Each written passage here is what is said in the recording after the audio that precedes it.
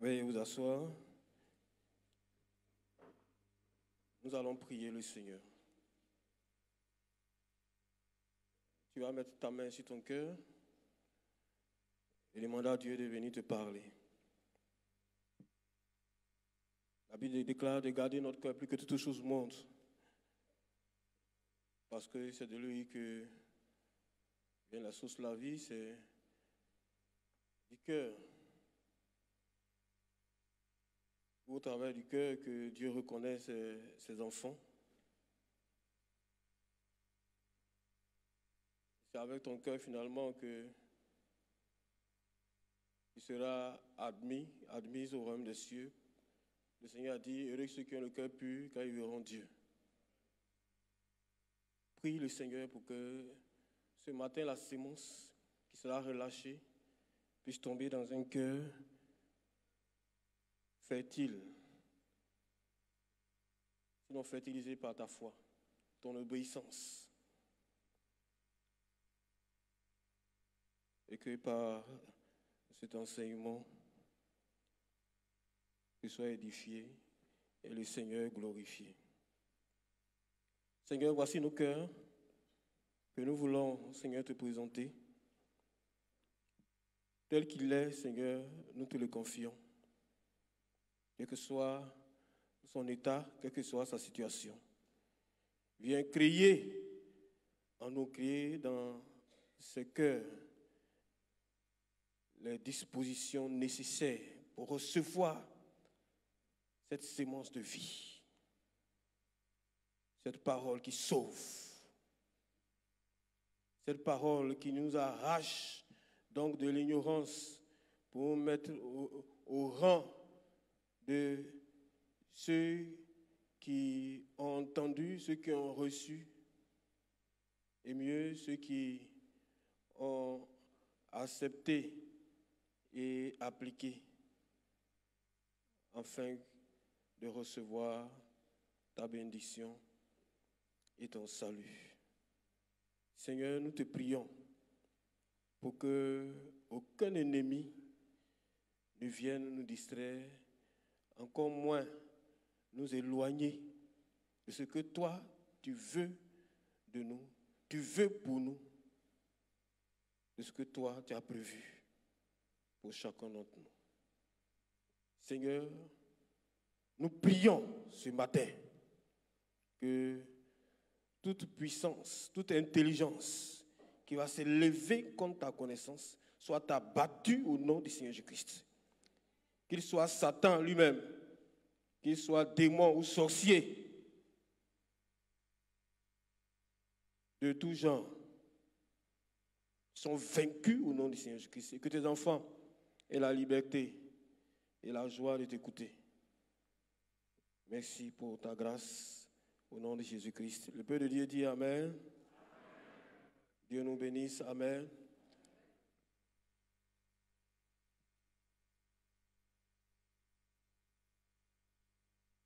Bien-aimés, nous voulons vous saluer dans le précieux nom de notre Seigneur Jésus-Christ. Que sa grâce soit sur vous. Amen.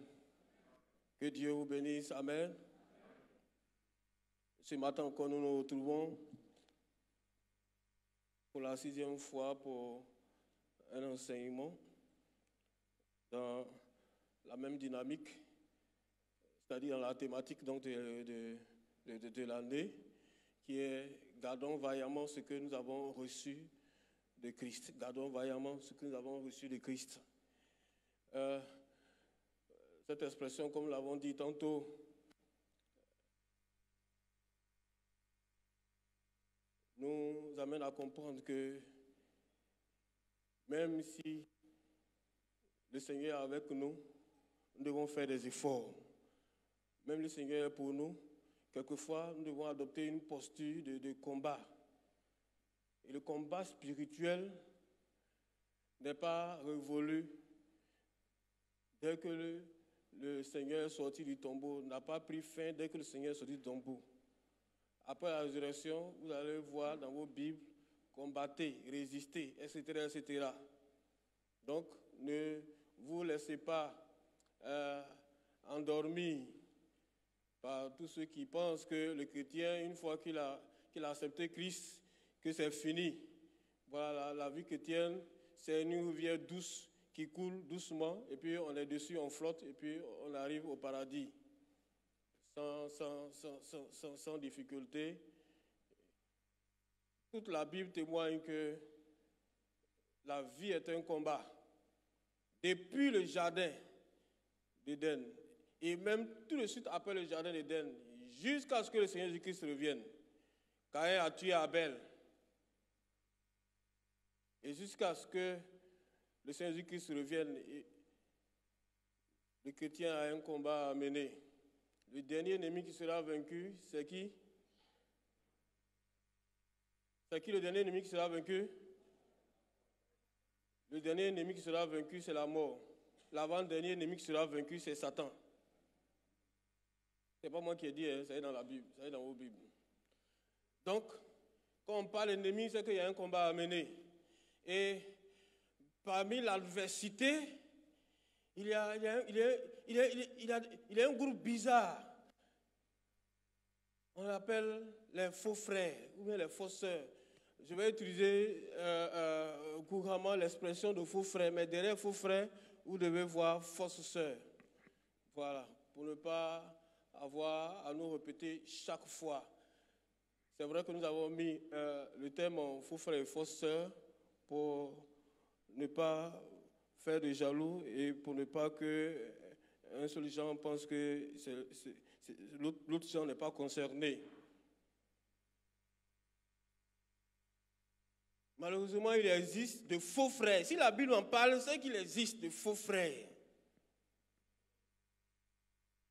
Nous allons lire un texte et puis nous allons définir et expliquer. Nous allons lire le texte de 2 Corinthiens chapitre 11, versets 12 à 15. 2 Corinthiens chapitre 11, versets 12 à 15. Nous lisons. Mais j'agis et j'agirai de la sorte pour ôter ce prétexte à ceux qui cherchent un prétexte, afin qu'ils soient trouvés tels que nous dans les choses dont ils se glorifient. Ces hommes-là sont de faux apôtres, des ouvriers trompeurs déguisés en apôtres de Christ. Et cela n'est pas étonnant, puisque Satan lui-même se déguise en ange de lumière. Il n'est donc pas étrange que ces ministres aussi se déguisent en ministres de justice. Leur fin sera selon les œuvres. Amen. Amen. Nous allons lire Galates chapitre 2, versets 3 à 4. Galates chapitre 2, versets 3 à 4.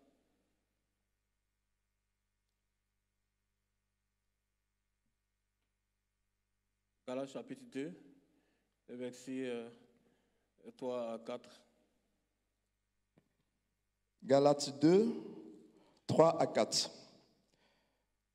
Mais Tite, qui était avec moi et qui était grec, ne fut pas même contraint de se faire circoncire. Et cela à cause des faux frères qui s'étaient fictivement instruits et glissés parmi nous pour épier la liberté que nous avons en Jésus-Christ avec l'intention de nous asservir. Amen. Amen.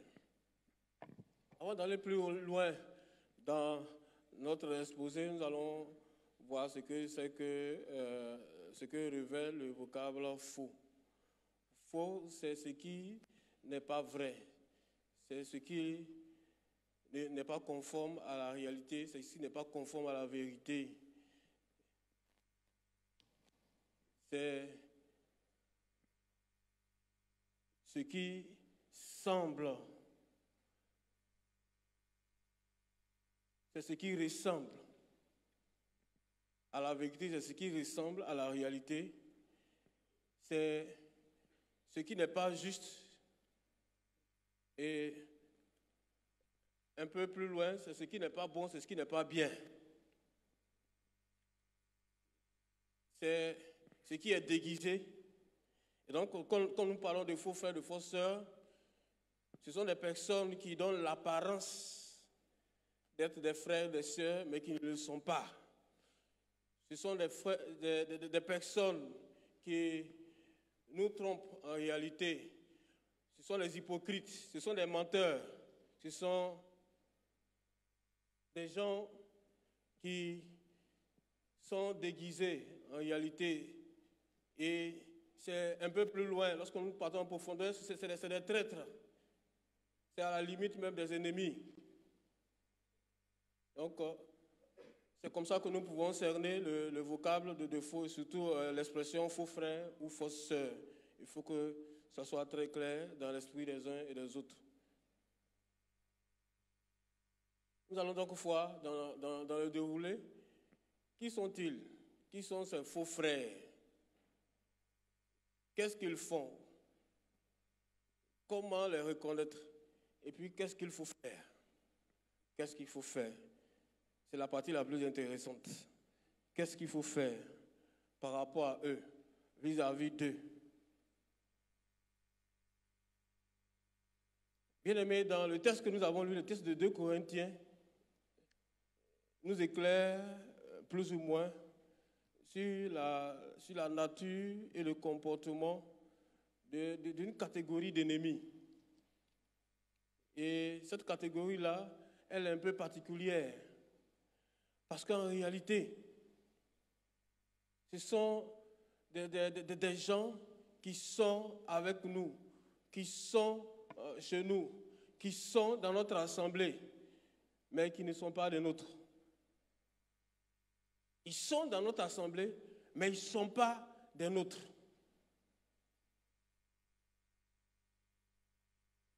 Il y a deux catégories de faux frères.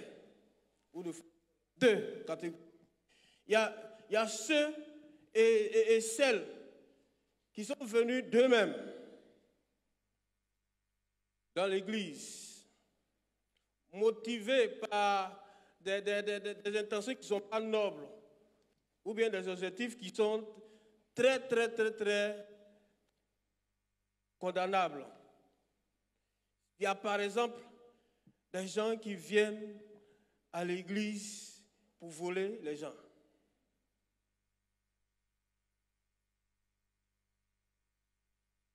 Celui-là, il est bien assis à côté de toi.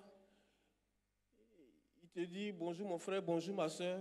Oh, c'est pour te voler. Je ne raconte pas n'importe quoi. On l'a vu ici. Jusqu'on est obligé d'installer des caméras. Depuis qu'on a installé les caméras, on ne nous tient plus les vols. C'est le lieu de rappeler aux nouveaux venus qu'il y a des caméras ici.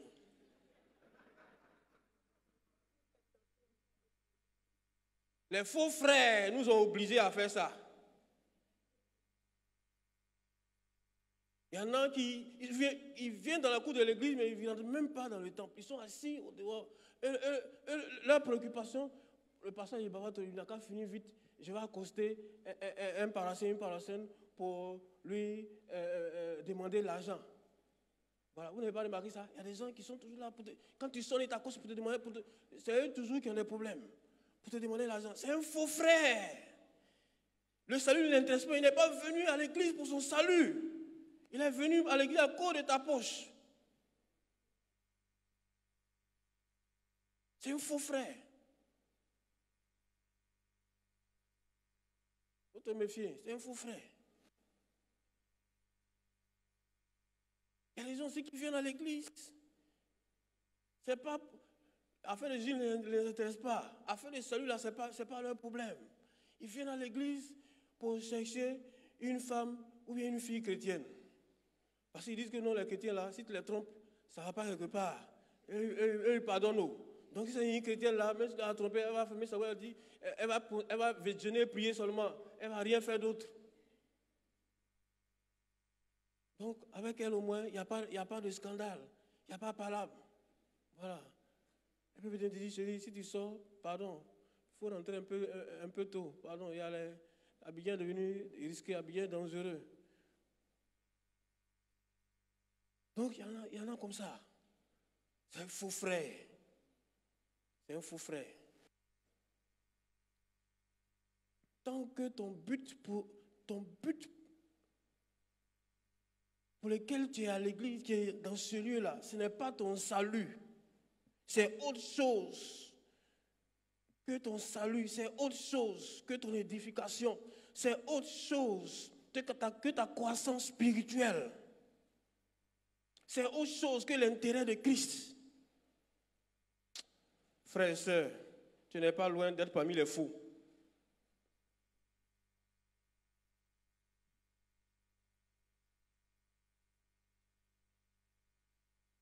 Tu n'es pas loin d'être parmi les fous.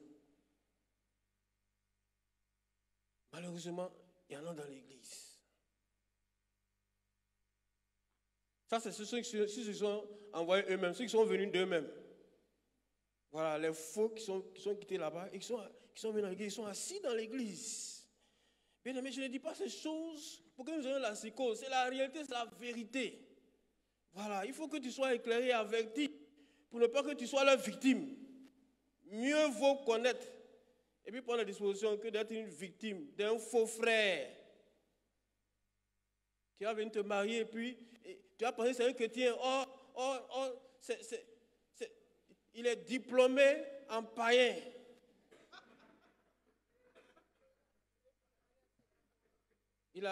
Païen là, il a agrégation.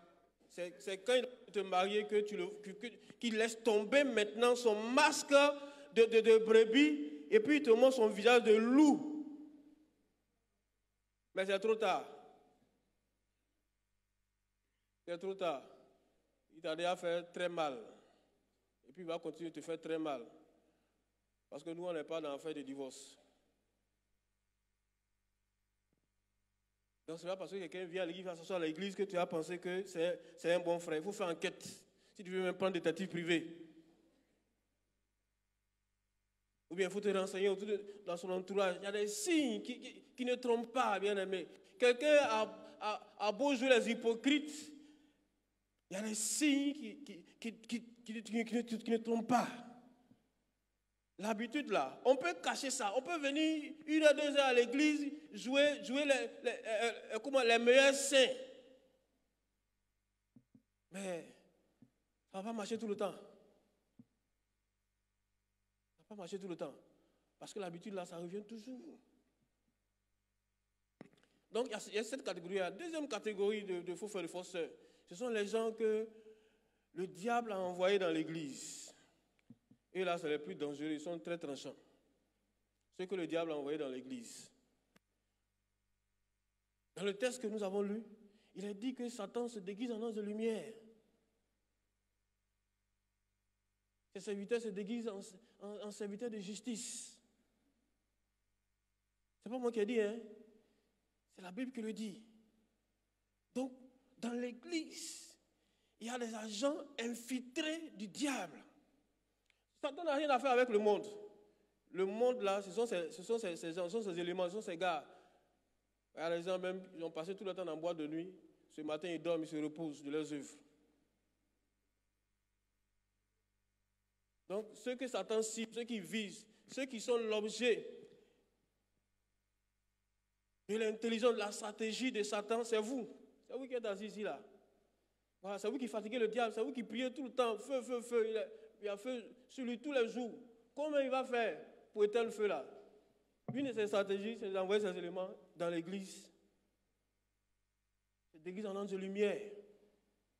Et ils viennent dans l'église. Ils sont assis. Tu les vois même, tu les vois brillants. Tu les vois souriants. Or, ils sont en mission.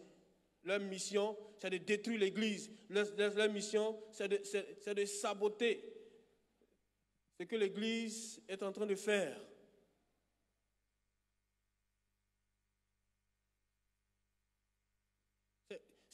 Ça va de soi. C'est comme dans toute stratégie. Ouais, il y a les militaires parmi nous. L'une des stratégies en matière de combat, c'est d'avoir des renseignements, des informations sur ton ennemi. Tu connais ses forces, tu connais ses faiblesses, tu peux le vaincre facilement. Donc c'est pourquoi on parle d'espions. Il y a des espions partout. Même dans l'église, Satan a ses gars, il a ses éléments. S'il ne faisait qu'espionner, c'était bon. Mais ils sont aussi investis d'une mission dans l'église. Nous allons voir dans les détails tout à l'heure.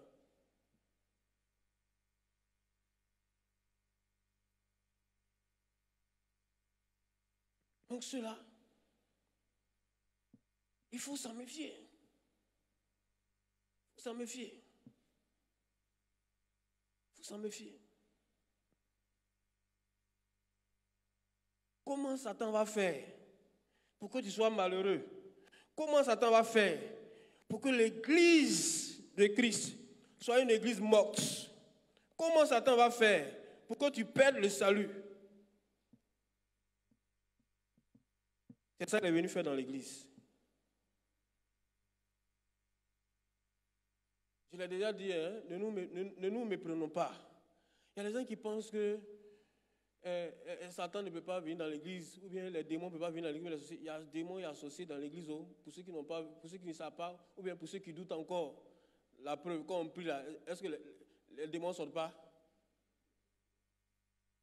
Hein, les démons ne sortent pas? Alors, si on se met à prier tout de suite, ils vont crier tout de suite là. Or, c'est les mêmes démons, ils sont là et puis ils disent Amen, au nom de Jésus, au nom de Jésus. Il ne faut pas qu'on se trompe. La Bible dit que Satan va continuellement devant la face du Seigneur pour lui rendre compte de tout ce qu'on fait comme mal, afin de nous accuser. Est-ce que la Bible n'a pas dit ça? Demandez à Job, il va vous certifier ça. Donc, si Satan même va devant Dieu, ce n'est pas dans l'église là, il ne peut pas descendre.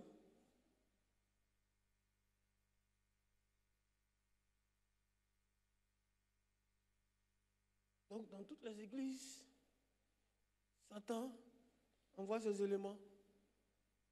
Parce que c'est vous les chrétiens, vous êtes la cible à abattre. Se déguise dans l'ange de lumière pour vous tromper. Sinon pour nous tromper.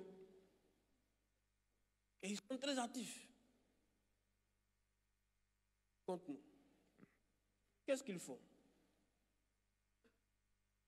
Nous allons lire le texte de 2 Timothée 4, 14 à 15. 2 Timothée 4, 14 à 15.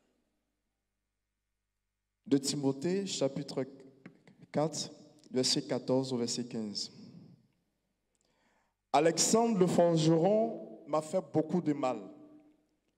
Le Seigneur lui rendra selon ses œuvres. Garde-toi aussi de lui, car il s'est fortement opposé à nos paroles. Amen. Amen. Voilà un monsieur, Alexandre. Son travail, c'est forgeron.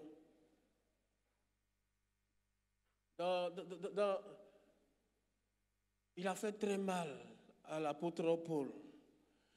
Vous savez, c'est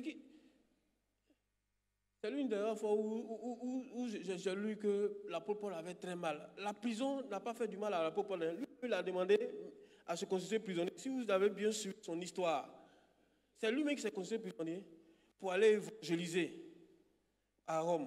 Donc, la prison était une occasion pour Paul d'évangéliser. Donc, ce n'est pas la prison qui a fait mal à Paul. Mais, ce qui a fait mal à Paul, c'est que l'œuvre pour laquelle il s'est tant sacrifié, l'œuvre d'écrit pour laquelle il s'est tant sacrifié, c'est-à-dire l'évangélisation et les églises qu'il a fondées, il y a des gens qui passent derrière lui pour saboter son travail. Ça, Paul ne pouvait pas supporter ça. C'est pourquoi il dit Alexandre le forgeron m'a fait très mal. Mais sa fin sera son. C'est une malédiction même qu'il a lancée contre Alexandre le forgeron. Parce que Alexandre le forgeron était en train de détruire complètement l'œuvre. Il a passé sa vie à bâtir. Donc, leur mission, la mission des faux frères, des faux sœurs, c'est de nous faire très mal. C'est de nous faire très mal, de nous faire souffrir d'une manière ou d'une autre. Et surtout consciemment. Je dis bien consciemment.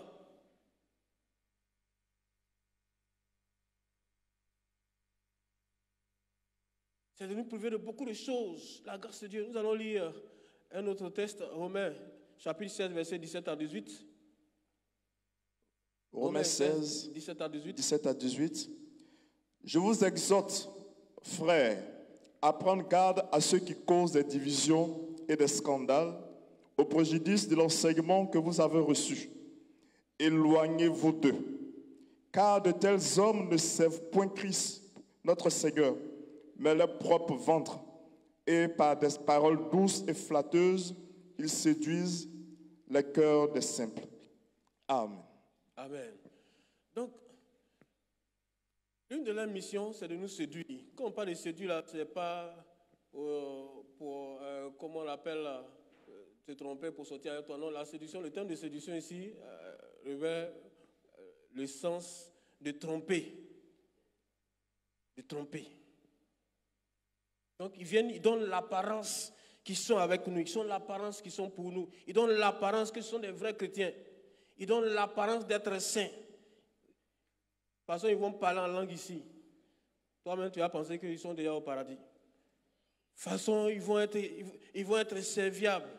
Toi-même, tu vas leur donner même 5 pains de communion à manger. Au lieu de 1. Tellement ils sont sérieux, tellement ils se sont dit, mais c'est pour te tromper. C'est pour tromper l'Église. Pour pouvoir saboter l'Église, pour pouvoir saboter l'Église. Bien aimé, comment vous pouvez comprendre que pour des gens qui se disent chrétiens, pour des gens qui se disent chrétiennes, ils tombent dans des scandales pas possibles. Même les païens ne font pas ça. Enfin. Il est rare que les parrains fassent ça. Parce qu'un parrain, lui aussi, il n'y a pas de borne à sa bêtise. Comment vous pouvez comprendre ça? Quelqu'un qui lit la Bible, quelqu'un qui prie, et puis commet des abominations. Comment vous pouvez comprendre qu'il y a des chrétiens qui viennent à l'église, qui sont assis à l'église, et puis qui sont homosexuels? Comment vous pouvez comprendre ça? Et il y a des gens qui acceptent ça. Il y a des pasteurs même qui officient mariage d'homosexuels. Comment on peut accepter ça? Il y a tellement, l'église est divisée. Ils sont venus pour diviser l'église. Et l'église est divisée. Suivez un peu l'actualité. Même l'église méthodiste unie. Il y a un groupe qui est parti. Je parle de l'église méthodiste unie mondiale. Dieu ne peut pas s'asseoir là, et puis les homosexuels vont venir les fatiguer et gérer l'église.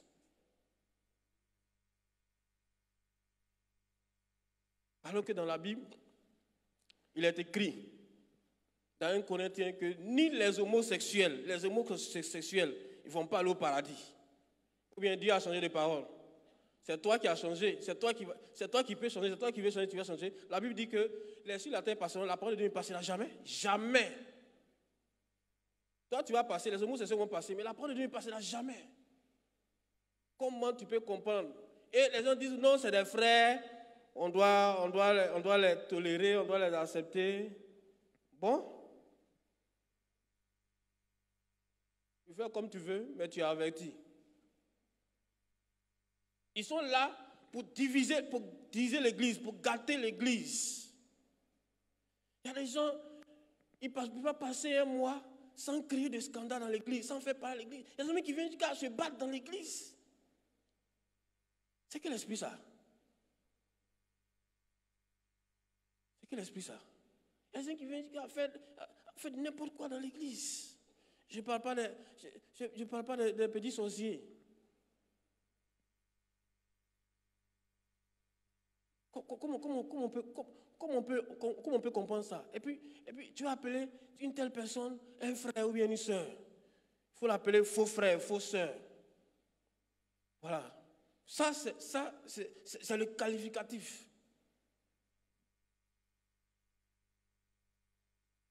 Ils sont venus pour détruire l'église.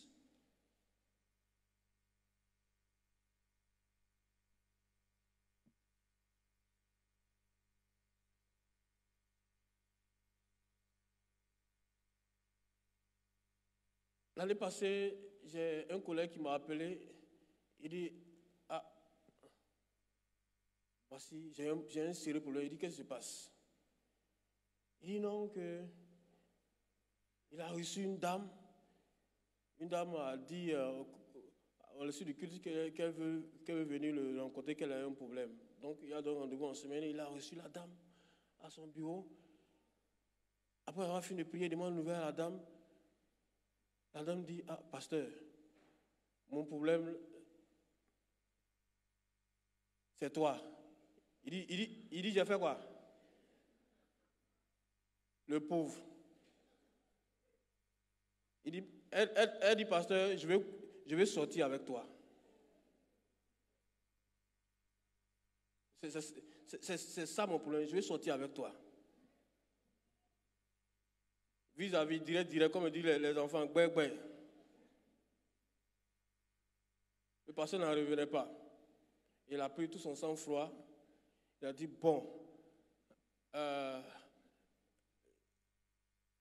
excuse-moi, j'ai une urgence tout de suite.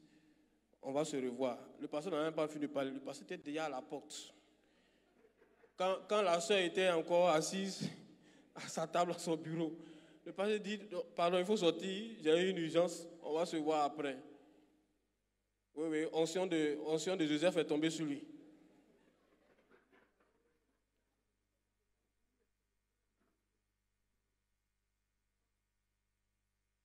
Et puis je lui ai dit, mais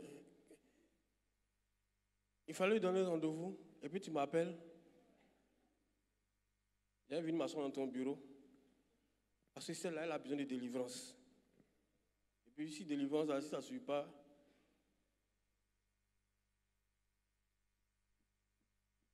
elle a besoin qu'on la chicote. Il me dit, en tout cas, si tu veux, il a cherché son téléphone, son numéro de téléphone pour te la donner, tu as à la gérer. Sinon, moi, jamais je ne vais la recevoir encore. Il dit, tu as raison. Il ne faut pas faire ce que tu ne peux pas faire. Bien aimé, il y a des gens qui sont dans l'église pour détruire l'église, pour détruire les hommes de Dieu, pour détruire les frères.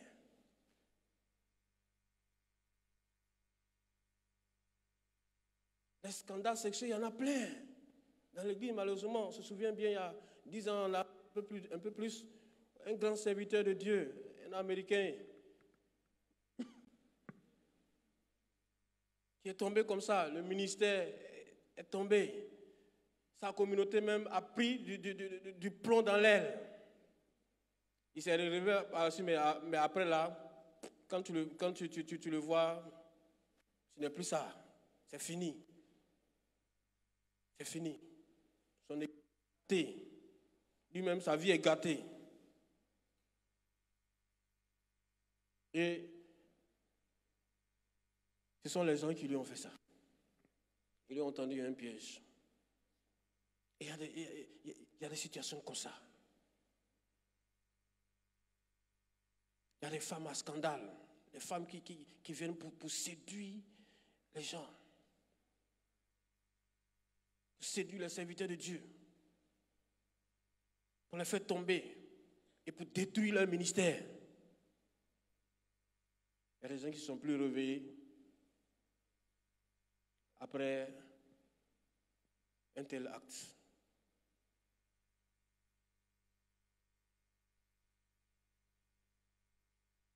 Je connais un serviteur qui est passé par là, il ne s'est plus réveillé, il ne s'est plus relevé.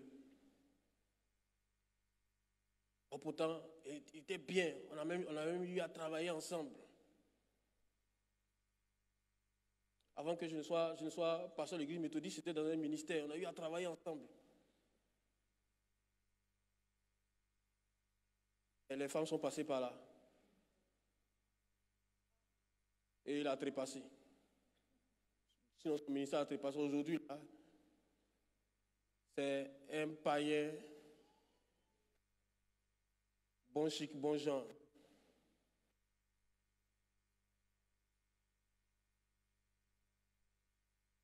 Et c'est pour cela qu'il faut que nous fassions vraiment très attention, bien aimés. Si on n'est pas averti de ces réalités, pour prendre nos dispositions, pour accepter les baisers de tout le monde, on va tomber dans leur piège. C'est par le baiser que Judas a trahi Jésus. Nous savons tous cela.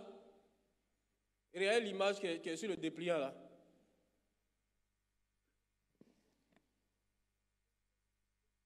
Ce n'est pas parce qu'on est dans l'église qu'on pense que c'est fini. Comme je me plais à le dire, on est à l'église, mais on n'est pas au paradis.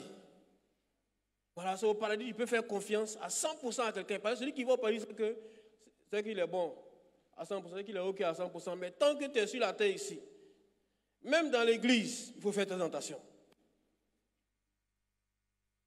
Mieux vaut être averti pour échapper que d'être une victime. Dans la vie, là, soit on apprend on apprend la sagesse par la connaissance, soit on apprend la sagesse par la souffrance.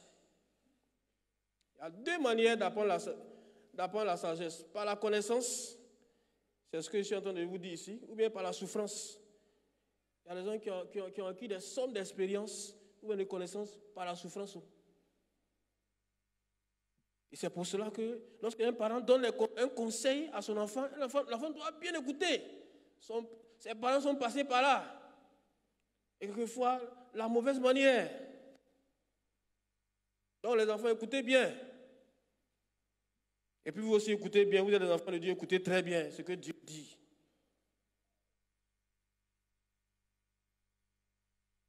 Il pensez pas qu'on est à l'église, alors c'est fini.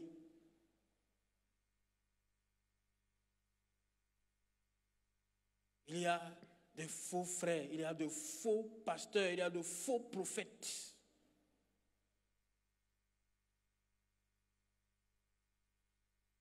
Ils font semblant.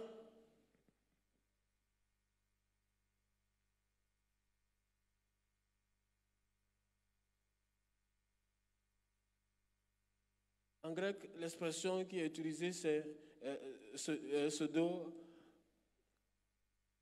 adelphoi.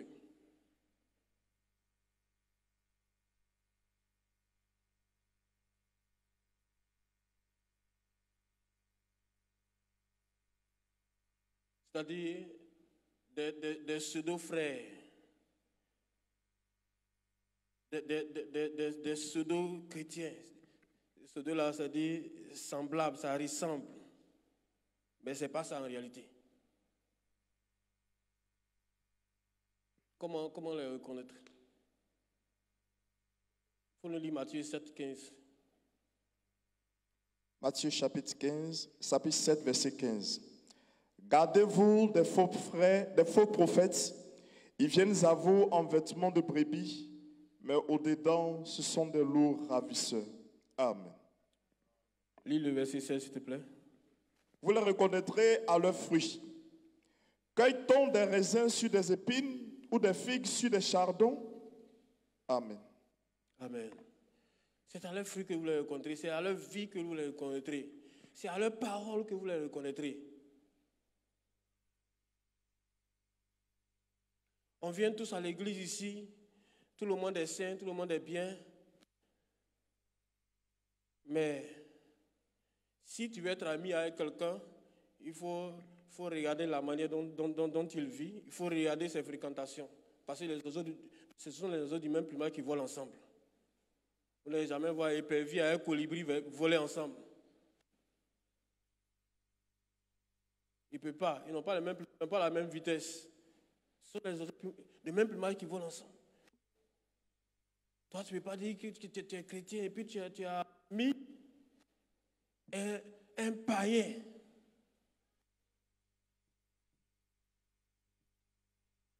Sous prétexte que quoi? Tu veux le convertir. Est-ce que c'est ce que la Bible dit? Souvent, on prend le texte de Paul qui a dit que chez les Grecs, il s'est comporté comme les Grecs, sur les Juifs se comportent comme les Grecs, sur les païens se comportent comme les païens. Sans comprendre l'esprit de la lettre. Est-ce que Paul veut dire que chez les païens, il allait adorer fétiche? Est-ce que Paul veut dire que chez les païens, il a été impudique?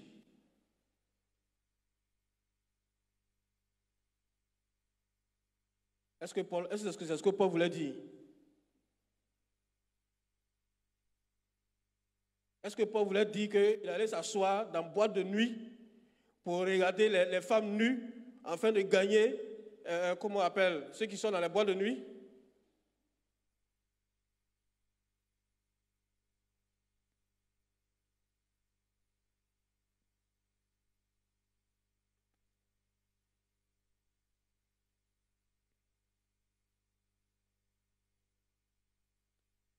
Donc nous les reconnaîtrons par la vie qu'ils mènent. Si ce n'est pas à l'église, si c'est en dehors de l'église, dans tous les cas, comme je dis toujours, on peut tromper les gens pour un temps, mais on ne peut pas les tromper tout le temps. Ça sort toujours. Et vous voyez des gens à scandale. Vous voyez des gens qui font des choses que même l'imagination ne peut pas appréhender. Et qui sont dans l'église.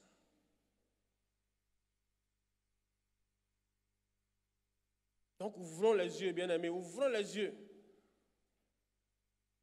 Je ne dis pas de suspecter tout le monde, mais il faut être avisé. La Bible dit que nous sommes des brebis au milieu des loups. Vous ne voyez pas cette image-là? Brebis au milieu des loups. Imagine-toi brebis au milieu de loups. Et puis tu vas t'amuser, bien tu vas partir avec le loup, bien tu vas donner bisous au loup. Même si le loup même veut te donner bisous, il faut garder la distance. Parce que bisous de loup, ses dents ne sont pas loin, ses crocs ne sont pas loin de toi pour te manger.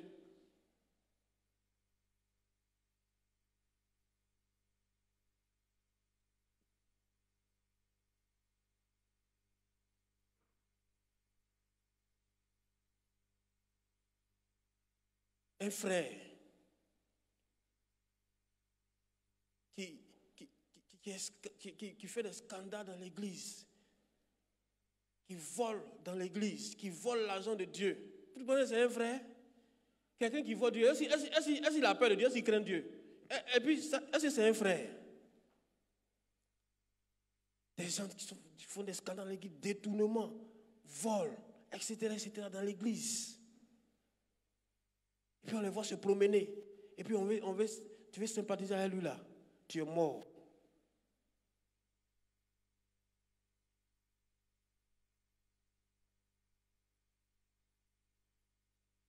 J'ai dit que Satan se déguise en ange de lumière.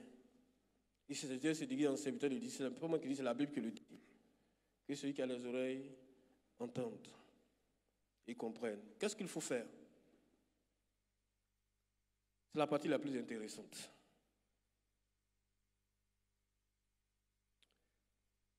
On a lu un texte tout à l'heure, on va répondre.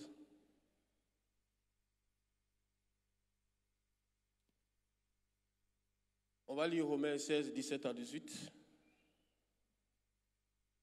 Et puis 1 Corinthiens 15, 33. On va lire d'abord 1 Corinthiens 15, 33. Ensuite Romains 16, 17 à 18. 1 Corinthiens 15, 33.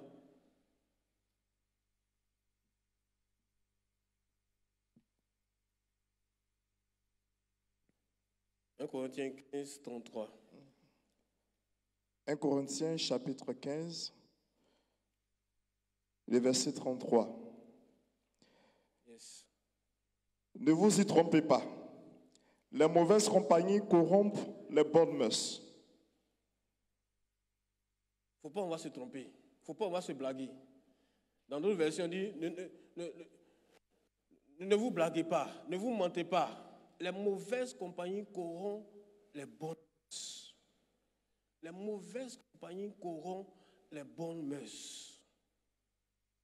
Lorsqu'on parle d'évangélisation, il faut faire l'évangélisation. Mais tant que quelqu'un n'est pas encore converti, il ne faut pas être ami avec lui.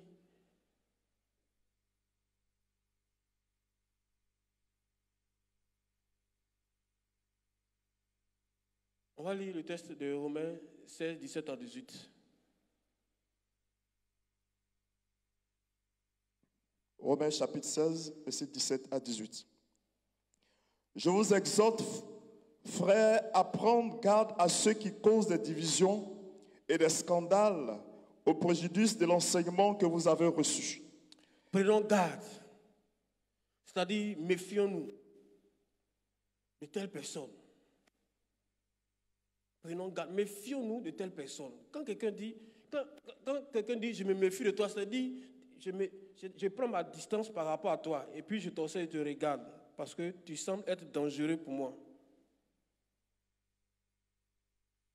On dirait que tu vas me créer des problèmes.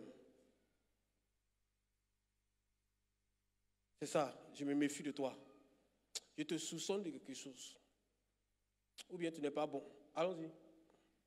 Éloignez-vous d'eux, car de tels hommes ne servent point Christ, notre Seigneur, mais leur propre ventre. Et par des paroles douces et flatteuses, ils séduisent le cœur des simples. Amen. J'ai parlé tout à l'heure de leurs œuvres de séduction. Mais ce qui nous intéresse ici dans ce verset que nous avons repris, la Bible dit, éloignez-vous d'eux. Éloignez-vous d'eux. Quand la Bible dit éloignez-vous d'eux, cela signifie éloignez-vous d'eux. Il n'y a pas de choses à faire. Il n'y a pas d'analyse grammaticale à faire. Il n'y a pas de philosophie à faire. Quand la Bible dit éloignez-vous d'eux, cela signifie éloignez-vous d'eux. Maintenant, si tu n'as pas compris ce français, tu parles dans ton ethnie. Tu n'as pas compris, elle parle dans son ethnie. Donc tout le monde a compris. Ça signifie éloignez-vous d'eux. Bien-aimé, éloigne-toi d'eux. Éloigne-toi d'eux pour ton salut. Éloigne-toi d'eux pour ton bien. Voilà, il n'y a pas fait de dire oui, mais c'est des êtres humains. Oh. Oui, c'est des êtres humains. Il faut les aider, mais à distance. C'est-à-dire, tu les aides à distance, tu pries pour eux, mais à distance. Nous, on prie pour les gens.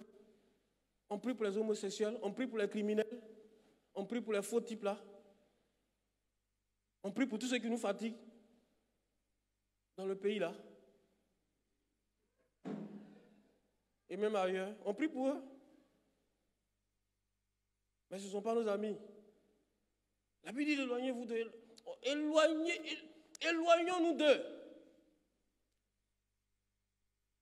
Ça va? Est-ce qu'on a compris éloignez-vous d'eux? Est-ce qu'on a compris ça? Voilà, ça c'est dans la société. Mais au niveau de dans l'église, on ne va pas s'éloigner d'eux. Parce que si on s'éloigne, c'est nous qui allons sortir de l'église et puis ils vont s'asseoir dans l'église. C'est pas ça? Alors, est-ce que c'est ce qu'on doit faire? Voilà ce qu'on doit faire. Il faut nous lire. Il faut nous lire Matthieu, chapitre 8, versets 15 à 16. Matthieu chapitre 8, versets 15 à 16. Il toucha sa main et la fièvre la quitta, puis elle se leva et le servit. Le soir, on amena auprès de Jésus plusieurs démoniaques. Il chassa les esprits par sa parole et il guérit tous les malades. Amen. Amen.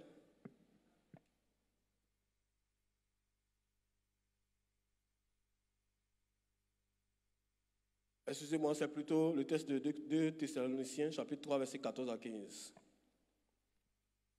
2 Thessaloniciens, chapitre 3, verset 14 à 15. Allons-y.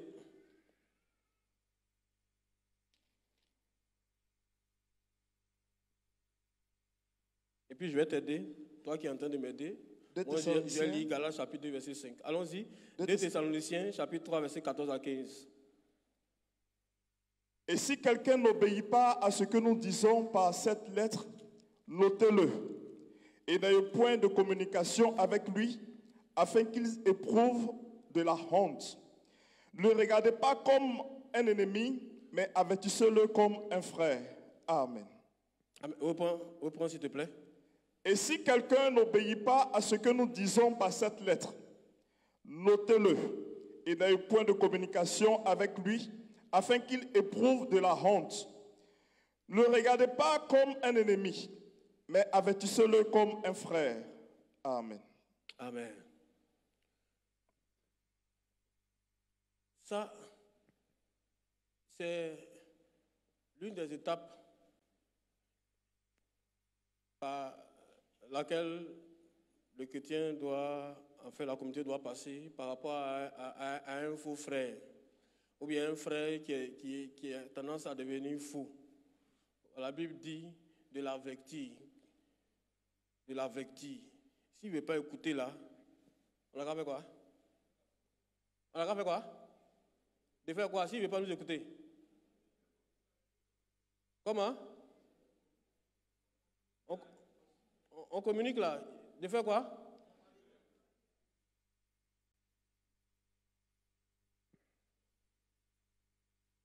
Moi, je ne comprends pas. Vous avez fâché ou bien? Ce n'est pas moi qui ai dit, oh. C'est pas moi qui ai écrit la Bible. Donc, dites les choses qui sont écrites dans la Bible. Maintenant, tu peux être d'accord ou ne pas être d'accord. Ça, moi, je lis ma Bible. Ce n'est pas moi qui ai écrit la Bible. Donc, on lit ensemble ce qui est écrit dans la Bible. Donc, la Bible dit quoi? De faire quoi? De mettre la personne en quarantaine. Pour que la personne sache que ce qu'elle fait, ce n'est pas bon. Ce qu'elle fait, ce n'est pas bien. Bien aimé, l'une des choses les plus sûres qui peuvent entraîner l'Église dans la décadence et dans la mort spirituelle, c'est l'impunité, c'est l'indiscipline qui n'est pas réprimée, ce sont les indisciplines qui ne sont pas réprimandées. Et rassurez-vous que si une église ne peut pas prévaloir la discipline en son sein, cette église-là ne va pas perdurer. Parce que le désordre ne peut pas faire prospérer une communauté d'association. Vous voyez, s'il y a un pays qui est désordonné, c'est la fin à tout le monde du régime qui gouverne ce pays. C'est pour cela que les gens mettent un point d'honneur à bastonner et à réprimer tout ce qui veut créer la zizanie dans les pays. Quelquefois, c'est exagéré. Mais bien aimé, il faut que nous fassions très attention. Parce que si on tolère certaines choses, les abominations, l'indiscipline, c'est la porte ouverte à la décadence de l'Église. Parce que si tu n'as pas réprimé un, quand il a fait les choses répréhensibles, ce n'est pas l'autre là qui va le faire. Tu n'as pas fait pour l'autre parce que c'est ton frère, parce que vous avez des affinités, parce que vous êtes en accointance, tu ne l'as pas fait. Et puis c'est pour l'autre que tu vas faire. Ou pourquoi? Donc celui aussi va faire pour lui, celui aussi va faire pour lui, celui aussi va faire pour lui. Et puis tout le monde va faire. C'est quelle église ça? Est-ce qu'on est dans l'église de Jésus-Christ? Où il y a la débauche, où chacun fait ce qu'il veut, chacun fait ce qui bon lui semble, où il y a l'impureté, l'impudicité, etc., etc. Ça, c'est encore une église, ça? La multidiscipline ou la sanction n'est pas un péché.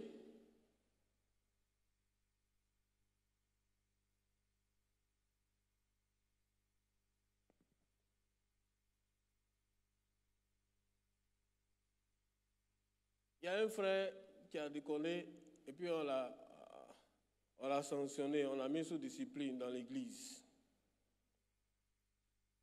Je ne sais pas ce qui s'est passé, mais je ne sais pas si les autres sont allés le voir, ils ont l'appelé je ne sais pas ce qu'ils ont dit, mais le frère, il m'envoie commission, il dit, lui, il a des problèmes, et puis moi, je ne suis pas venu pour le soutenir. J'étais surpris et étonné. Il a fait une bêtise.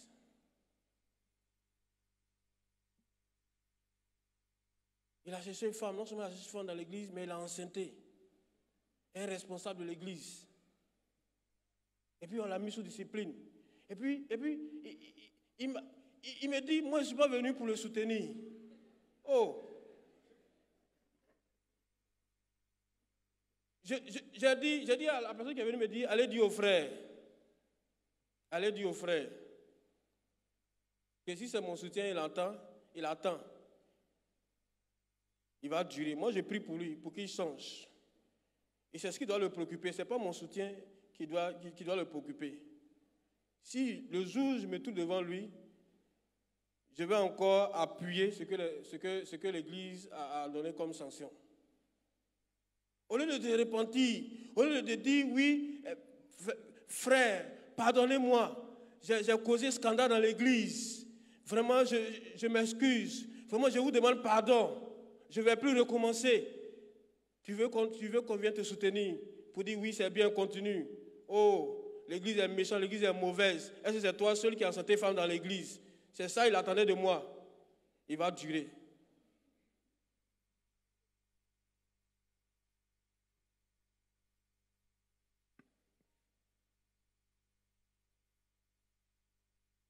Parce que le problème de la discipline, le problème de la sanction disciplinaire, c'est complexe. J'ai entendu les gens qui ont dit, mais on peut tous passer par là, on peut tous chuter, on peut tous fauter. Oui, je le sais. Mais les textes disent que si tu fais ça, voici ce qui doit t'arriver. Il faut subir la rigueur. Maintenant, après, tu peux dire, oui, j'ai changé, et puis il faut qu'on constate que tu as changé, et puis on te réintègre. Sinon, on va fermer toutes les prisons. C'est bon? Si on ferme toutes les prisons, c'est bon? Tous les jours, vous allez voir devant vos portes les brigades, on dit. On les met là-bas, on dit maison d'arrêt et de correction. Pour que là-bas, ils soient sages, ils s'assagissent, et puis on les fait sortir maintenant, ils intègrent dans la société, et puis ils deviennent bien, ils deviennent bons. C'est comme ça. Donc l'ascension, ce n'est pas pour faire du mal à quelqu'un, c'est pour te dire que ce que tu as fait là, ce n'est pas bon. Mon frère, repens-toi et t'en donne un délai pour que tu changes. Il y a les gens qui commettent l'adultère et puis ils voudraient qu'on vienne présenter leur enfant ici. Oh, pourquoi? Cette question-là, on l'a débattue ici, c'était un tollé. Et ils avancent, et il y a des gens qui ont avancé comme argument que non, l'enfant il est innocent. Oui, je sais ça. L'enfant est innocent, mais qui a dit que c'est l'enfant en sanction? C'est toi?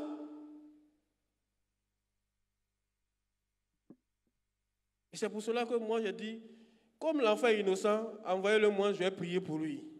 Je vais le consacrer au Seigneur. C'est pas ce que vous voulez? C'est pas ce que vous intéresse, c'est l'enfant, non? Venez, on va prier. On va prier à mon bureau. Venez, on va prier à mon bureau. Comment quelqu'un qui a commis adultère, il va venir un dimanche, il s'est sapé comme ça, comme mon frère et ma soeur qui sont très beaux. Et puis on vient, Seigneur, bénis-les. Seigneur, est-ce que c'est bon? Est-ce que quand vous réfléchissez, est-ce que c'est bon? Moi aussi, j'ai commis adultère, puis je vais venir présenter mon enfant aussi ici. Ah, mais c'est ça? Ou bien? Vous n'êtes pas d'accord? Moi, si j'ai commis l'adultère, et puis on va venir présenter mon enfant, il va me saper même ce jour-là. Il ne va pas me mettre en soutane, hein? Il va me saper avec cravate. Et puis on va me bénir.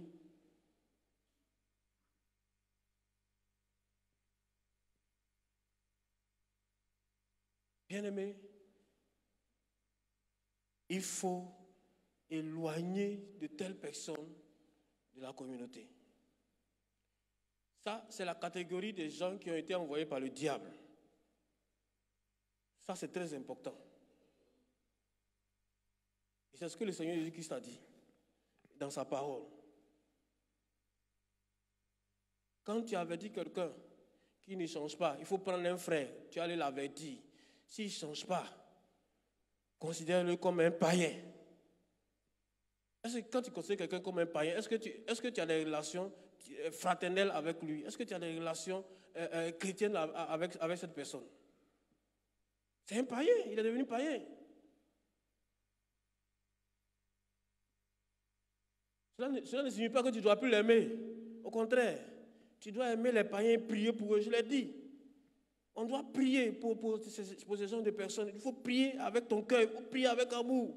Mais il faut te méfier d'eux. Te méfier d'eux. Et puis en fin de compte, on va lire 1 Timothée chapitre 1, verset 18 à 20.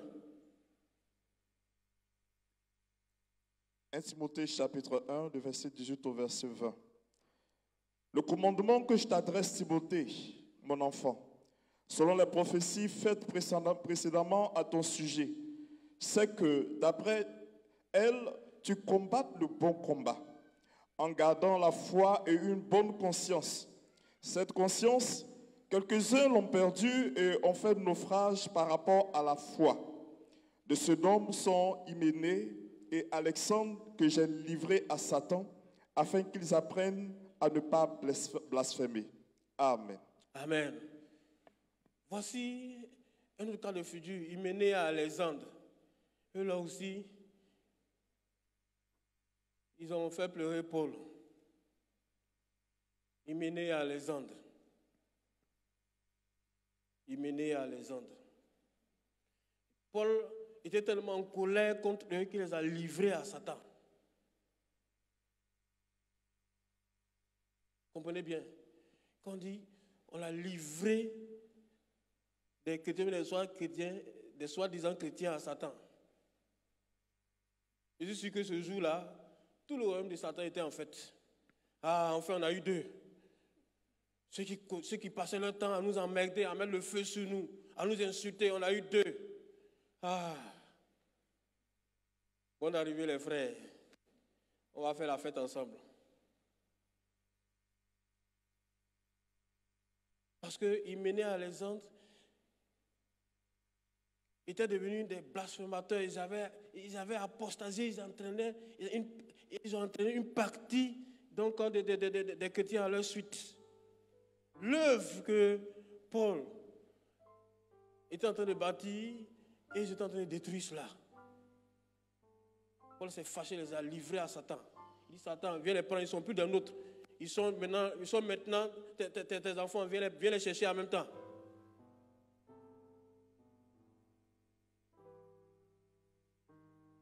Il y a des gens ici, comme la Bible dit, ils sont marqués au fer rouge. C'est-à-dire ils ont la marque du diable. Et ils sont là dans l'église pour détruire l'église de Jésus-Christ. L'église pour laquelle Jésus-Christ a tant souffert. Il a crié Élie, Élie, lama sabachthani. L'église pour qui Jésus-Christ a pleuré, a été humilié, défiguré. Eux, ils sont venus spécialement pour la détruire. Détruire l'église en introduisant des doctrines de démons dans l'église. En faisant croire que, puisqu'on est sauvé, il ne veut plus mener une vie de sanctification. On peut marier 4 femmes.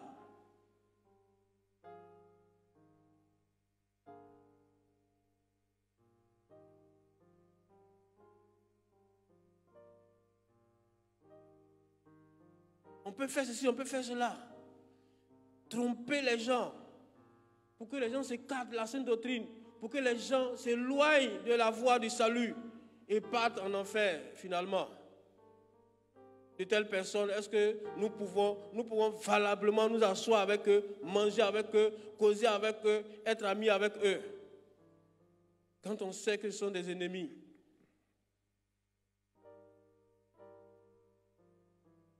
Bien-aimés, soyons prudents. Ce n'est pas moi qui le dis, c'est Christ qui a dit, soyons prudents et sages. L'ennemi n'est pas loin, il est même à l'intérieur. Et la plupart des églises sont des églises mortes. C'est parce que l'ennemi les a infiltrées. Et puis elles sont devenues des églises mortes.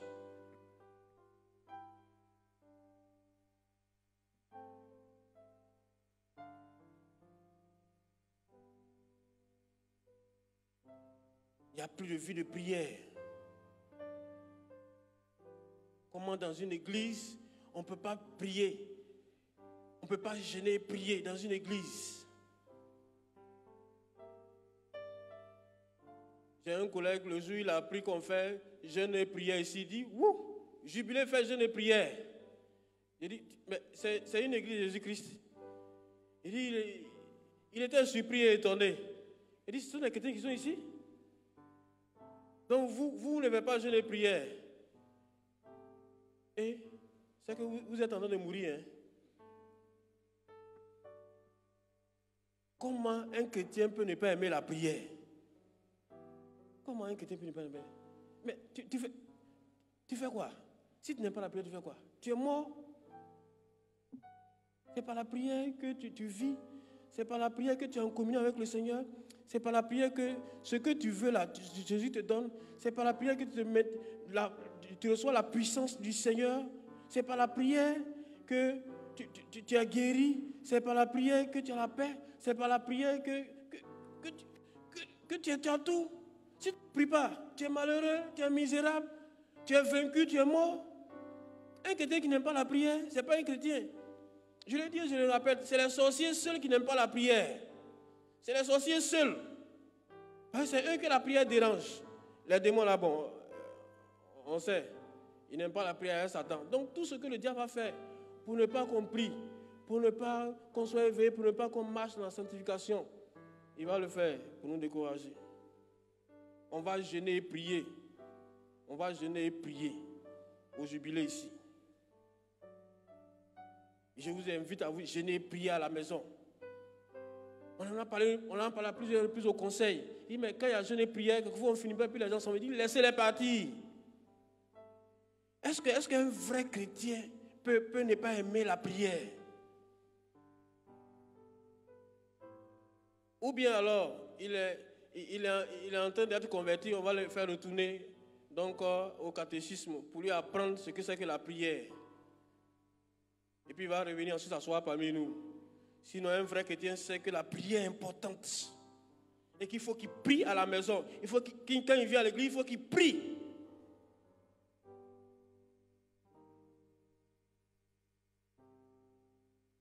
Si tu ne pries pas, je suis désolé. Même si tu viens au programme, même si on a vu le prophète international ou bien le prophète intercontinental, c'est tout au plus 3 jours. Et puis quelquefois quand tu viens, il ne va même pas prier pour toi. Mais si tu ne pries pas toi-même, tu es foutu. Même si on fait venir un prophète interplanétaire,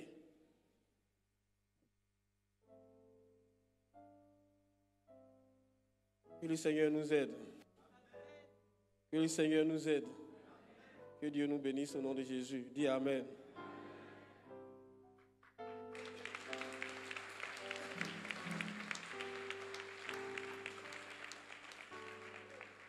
Nous allons prendre 5 personnes. Maximum 5 personnes. Soyez inspirés vite. Si vous n'êtes pas inspiré aussi, on va prier. On va gagner du temps pour intervention.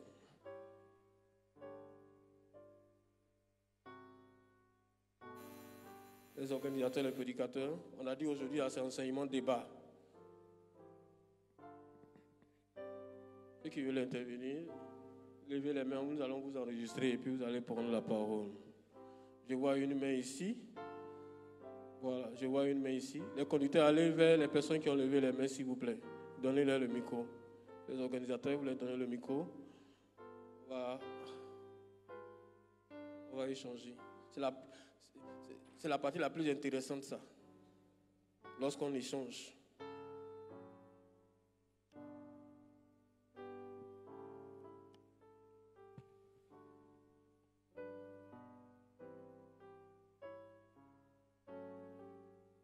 C'est bon, il y a une main, une deuxième main, une troisième. Soyez vite inspirés, hein? Parce qu'après là, ne prenez plus notre temps. Vous êtes arrêtez-vous là où les gens ont levé les mains. Vous leur donnez le micro au fur et à mesure. C'est bon, allons-y.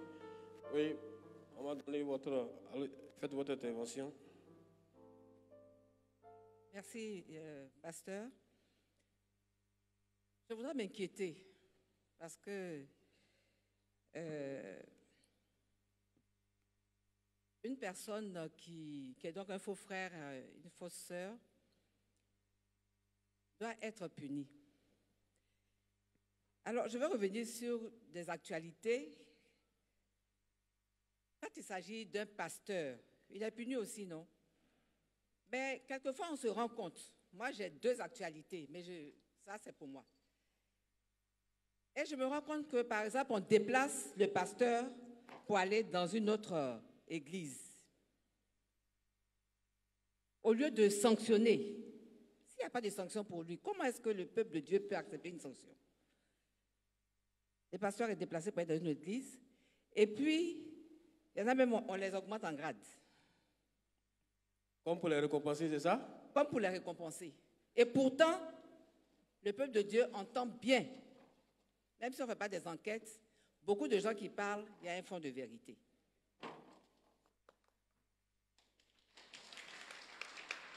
Attendez, c'est parce qu'il a parlé des pasteurs que vous applaudissez ou bien? Oh, je me rends compte qu'il y a beaucoup qui sont contre nous. Merci bien, papa. Voilà, Dieu vous bénisse, merci. Autre question? Autre question derrière le micro? Ou bien on répond au fur et à mesure? Bon, on va répondre au fur et à mesure. Je voudrais rappeler qu'il y a des pasteurs aussi qui sont là-bas, donc ils peuvent répondre aussi. Donc je me tourne vers... Ok. Il y a des pasteurs qui sont là. Donc j'ai entendu ce que vous avez dit. Ce que nous disons, L'église méthodiste est une église organisée et ordonnée. Et si l'église méthodiste a suivi jusqu'à là, c'est dû en discipline et c'est dû en partie à sa discipline. C'est dû en partie à sa discipline. La sanction, comme je l'ai dit, elle n'a pas pour but de détruire quelqu'un. Elle a pour but d'avertir la personne, d'amener la personne à prendre conscience. Je le dis pour les pasteurs et puis pour les fidèles y compris. Moi, je ne fais pas de distinction. Parce que si vous avez constaté pour les pasteurs, c'est que pour les fidèles aussi, ça peut être aussi la même pratique.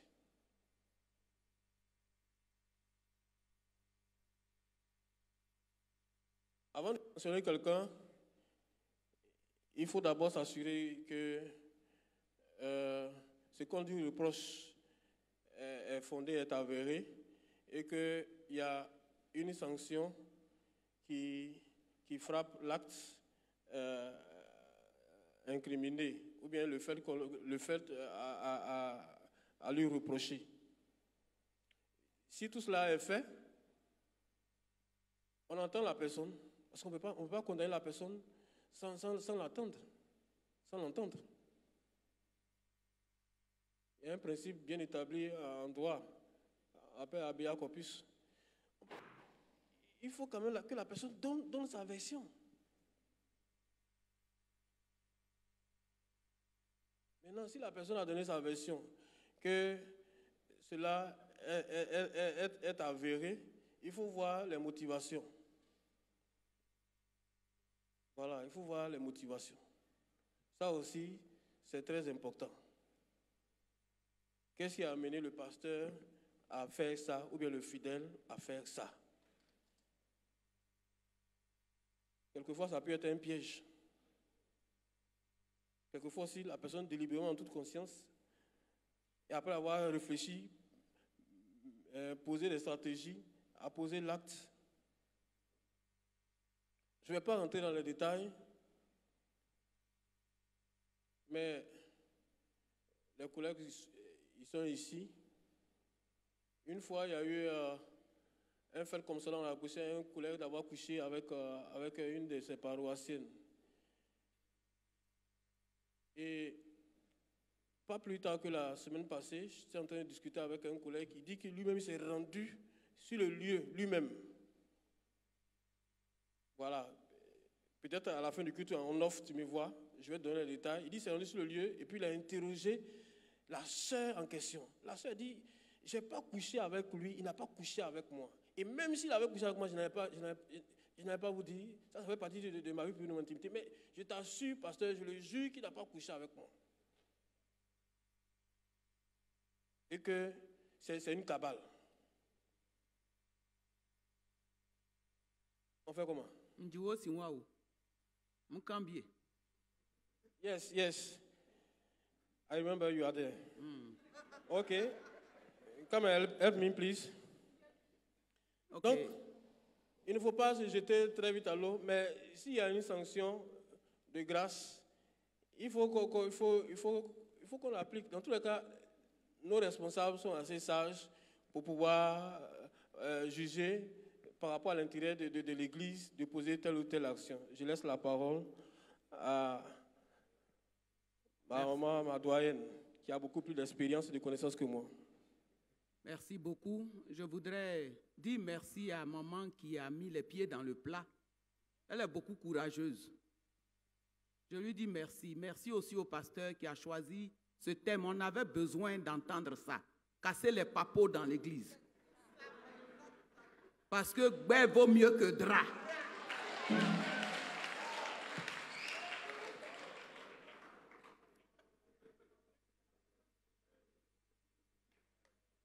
Je me souviens que j'ai fait un accident et on m'a arraché mon permis pendant 1 an. C'est pour mon bien ou bien c'est pas pour mon bien? Non, je n'ai pas entendu. Un autre frère a fait un accident, il y a eu mort d'homme, on l'a mis en prison. C'est pour son bien ou bien c'est pas pour son bien? Je n'aime pas les histoires où on serre les gens à la tête du client. Si quelqu'un a fait quelque chose qui n'est pas bien, quel que soit son parapluie atomique dans l'église, il doit être puni.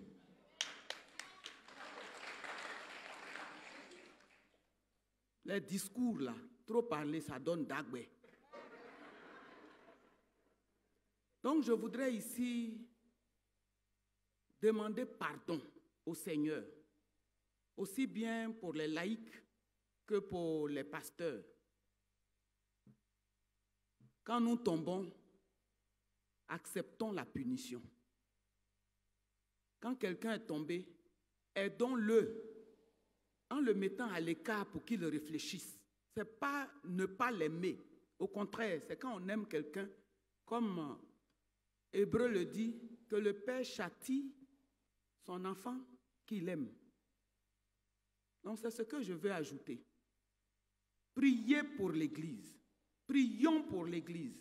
Il y a trop de choses qui se font à la tête du client. J'ai dit et j'assume. Priez. Parce que c'est vrai que souvent, il y a des choses qui se passent. On a l'impression que c'est comme ça que les abourés disent il y a les uns et il y a les autres. Il faudrait que ça cesse. Si c'est le constat, que Dieu nous bénisse.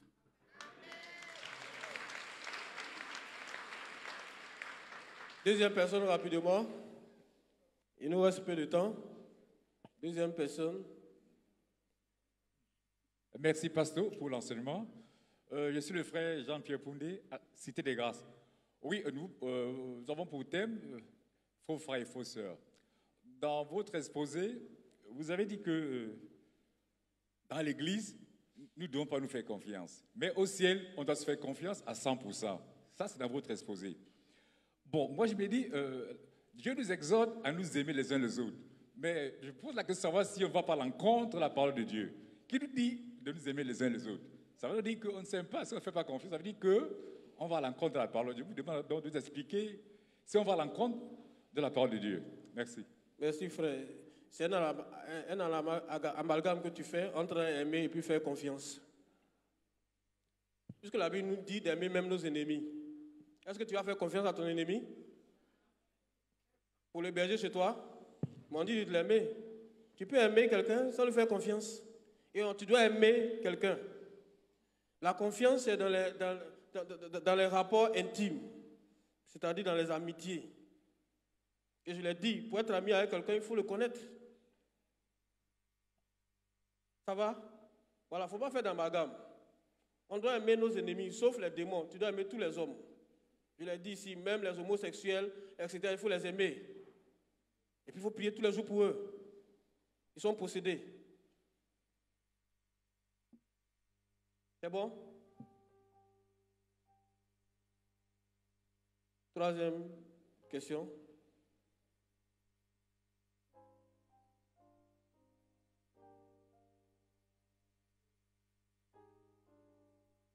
Vous levez la main, on vient vers vous. Troisième personne.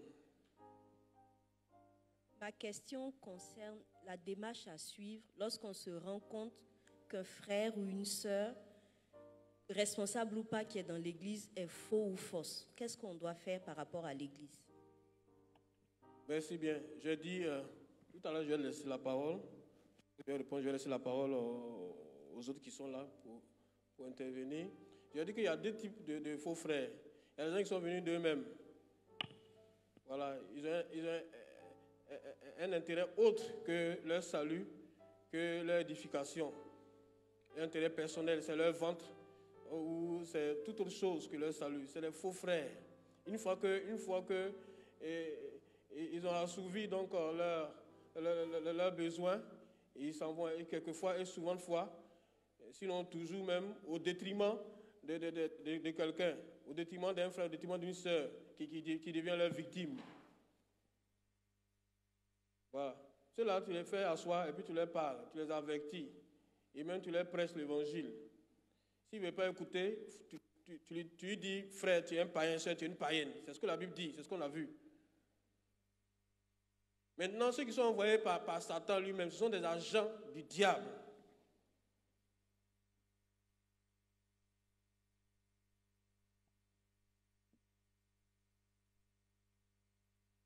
il faut les éloigner de toi.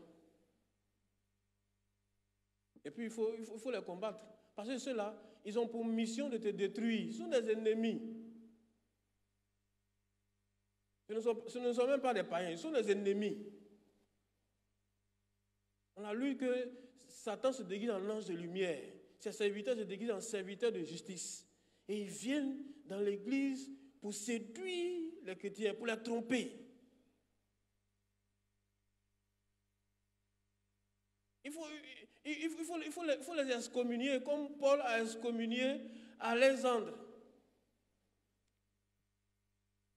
Et comme il a excommunié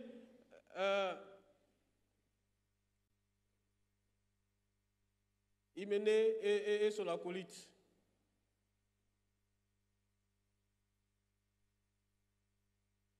Ça va, ma soeur? Ça va? La procédure. La procédure pour le frère qui est devenu faux. Il faut aller le trouver. C'est ce que la Bible dit. C'est ce que le Seigneur dit. Tu vas le trouver.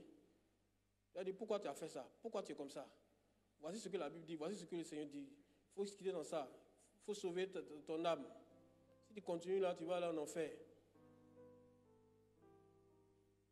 Parce que ceux-là, il faut leur parler de l'enfer. C'est ceux qui sont dehors là, quand on fait l'évangélisation, venez, Jésus vous aime, Jésus vous aime. Celui qui est dans l'église, il a conscience que Jésus l'aime. Donc ça, cet évangile-là, c'est déjà passé. C'est l'évangile maintenant du jugement qu'il faut lui prêcher. Parce qu'il est dangereux. S'il n'a pas écouté, tu prends quelqu'un d'autre pour servir de témoin, puis tu vas lui parler. S'il ne change pas, tu le considères comme un païen, comme un péage. Voici la procédure. Pasteur, je pense qu'il faut qu'on trouve la référence pour les aider, parce que c'est dans la Bible, c'est le Seigneur qui l'a dit. Si ton frère a péché, va vers lui. Si la première démarche n'a pas marché, il faut envoyer quelqu'un, envoyer au niveau de l'église, ainsi de suite. Ne pas lâcher prise jusqu'à ce que la personne même puisse montrer qu'elle est un cas, je ne sais plus comment le dire, un cas désespéré ou désespérant. Je ne sais pas. Je voudrais, avant que tu ne termines, dire que ok, les personnes... nous lisons le passage. Ok, vas-y. Matthieu chapitre 18, verset 15 à 16. Si ton frère a péché, va et reprends-le entre toi et lui seul. S'il t'écoute, tu as gagné ton frère. Mais s'il ne t'écoute pas, prends avec toi une ou deux personnes, afin que toute l'affaire se règle sur la déclaration de 2 témoins ou de 3 témoins. S'il refuse de les écouter, dis-le à l'église. S'il refuse aussi d'écouter l'église, qu'il soit pour toi comme un païen et un publicain. Matthieu chapitre 18. Le verset 15 à 18. Verset 18, il dit, je vous le dis en vérité, tout ce que vous lirez sur la terre sera lié au ciel, tout ce que vous lirez sur la terre sera lié au ciel. Etc. Donc Matthieu chapitre 18, verset 15, à partir du verset 15. Voici la procédure à suivre. Voilà, maintenant, allons-y. Merci beaucoup. Je voudrais aussi dire que parmi les faux frères, il y a ceux qui sont là pour voler les âmes des gens et les étoiles des gens, qui sont là envoyés pour pouvoir coopter des frères et des sœurs pour les envoyer dans des loges mystiques et les initier à la sorcellerie. On sait tout ça. Ça, ce sont les envoyés du diable. Voilà. Et ils sont dans l'église. On est ici au jubilé. Et on a souvent froid dans le dos. Mais Dieu nous aime. Dieu nous aime. Soyons très prudents. Il faudrait que nous évitions d'avoir des accointances. Même si le frère te donne des millions, à cause d'enveloppe, tu vas aller au paradis ou en enfer. Choisis. Enveloppe. C'est enveloppe qui t'a sauvé à la croix. Pasteur, que Dieu nous bénisse. Je traduis, j'ai le don d'interpréter les langues. Aujourd'hui seulement. Elle dit, pasteur, attends, il y a m'asseoir. Particulièrement là, moi-même, je commence à souffrir, je commence à avoir mal. Quatrième intervenant, envoyez le micro, s'il vous plaît. Envoyez le micro par ici. Le dernier intervenant se prépare. Ensuite, je vais laisser la parole à mon maître. J'ai mon maître qui est avec nous ici. Merci, pasteur. Moi, je suis Allo, de la classe Bethany. C'est une petite contribution que je vais apporter à ce que vous avez dit. Il y a quelques années de cela, on était assis là, à l'église ici. Mon voisin était très bien habillé. Et chaque fois qu'on nous dit de prier, il se met à genoux et il prie. Or, le monsieur possédait une arme. Il avait une arme. Je l'ai touché et j'ai senti que l'arme était là. Je lui ai dit, mais... En tant que connaisseur. Alors je lui ai dit, mais mon frère, vous avez une arme. Discrètement, je lui ai demandé, vous avez une arme? Il dit non. Il dit si, vous avez une arme. À chaque fois qu'il fait demi-tour, il regarde derrière. Je ne sais pas s'il avait son complice par derrière. Alors je lui ai dit, bon, donne-moi l'arme. Il n'a pas voulu, je l'ai forcé. Discrètement, nous sommes sortis. Remets-moi l'arme. Le temps, il a dit, bon, qu'il s'en va dans les toilettes. Il a eu le temps. En ce moment, il n'y avait pas de policier devant. Il a eu le temps, il a fui, il est sorti. C'est tout juste pour vous dire que tous ceux qui viennent à l'église, effectivement, comme vous l'avez dit, ce n'est pas des chrétiens. Ils viennent dans le but de chercher à voler, comme vous l'avez dit. Voilà la petite contribution que je voulais faire. Merci, ça c'est un témoignage. Je rappelle qu'au cours des obsèques, il y a une autorité du pays qui s'est fait lever de corps, qui s'est fait voler, on a volé son portefeuille, une autorité du pays. Ces gardes de corps n'ont rien vu. Il avait garde de corps. Voilà. Je vais laisser la parole à mon maître, s'il a quelque chose à dire. Voilà, j'ai dit que j'ai mon maître parmi nous. Voilà. Voilà, professeur.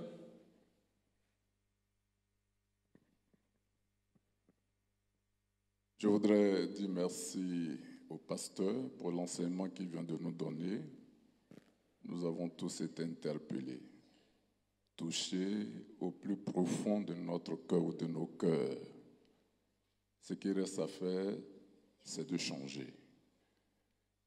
Les faux frères, il y en a effectivement, vous avez cité 2 sortes de faux frères, mais si nous regardons chacune, au plus profond de notre cœur,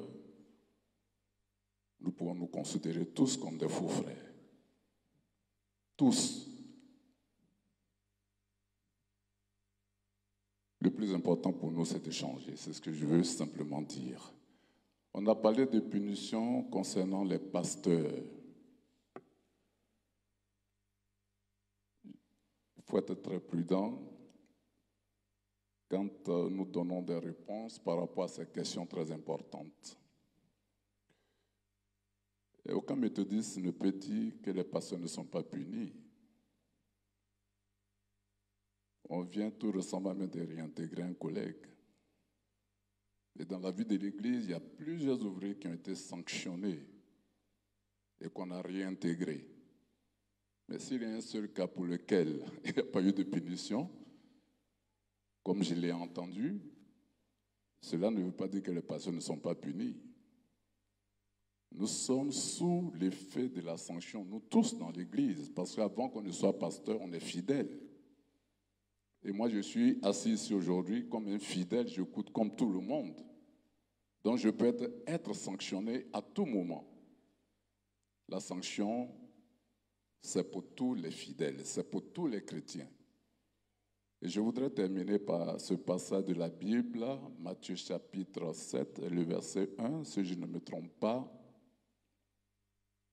C'est bien, on sanctionne, c'est bien de changer, c'est bien d'indexer les autres, c'est bien de faire très attention, comme le pasteur nous l'a enseigné, c'est tout à fait normal, je suis d'accord, mais que chacun prenne le temps d'enlever la poutre qui est dans son œil avant d'indexer toujours l'autre. Parce que tous, comme je l'ai dit, nous avons quelque chose à changer dans notre comportement. Vous avez mis beaucoup d'accent sur certains éléments, peut-être des péchés qu'on considère comme les péchés les plus importants. Mais il n'y a pas de péchés importants et de péchés moins importants.